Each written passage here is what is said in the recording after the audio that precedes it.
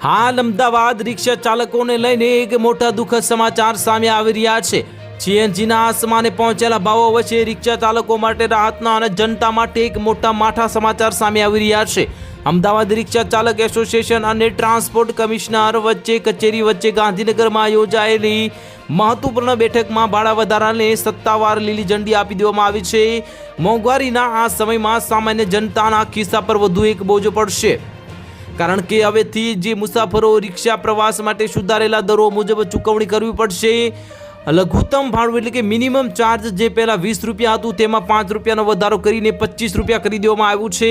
ઉલ્લેખનીય છે કે રિક્ષા ચાલકોને આ ભાડા વધારાની મંજૂરી અંદાજે 3 વર્ષ બાદ મળી છે। બેઠકમાં મંજૂર કરાયેલા નવા દરો મુજબ રિક્ષાનું લઘુત્તમ ભાડું જે પહેલાં 20 રૂપિયા હતું તેમાં 5 રૂપિયાના વધારા સાથે હવે 25 રૂપિયા નિર્ધારિત એટલે નક્કી કરી દેવામાં આવ્યું છે। આ ઉપરાંત રિક્ષા ચાલકો અત્યાર સુધી પ્રતિ કિલોમીટર જે 15 રૂપિયા વસૂલતા હતા તેમાં પણ 5 રૂપિયાનો વધારો મંજૂર કરાતા હવેથી તે દર પ્રતિ કિલોમીટર 20 રૂપિયા રહેશે।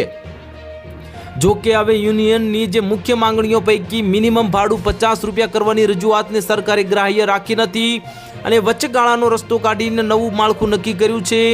છેલ્લા 2 મહિનામાં જ સીએનજીના ભાવમાં પ્રતિ કિલો આશરે 6 રૂપિયા જેટલો તોતિંગ વધારો ઝીંકાતા કિંમત 88 રૂપિયાને પાર પહોંચી ગઈ છે।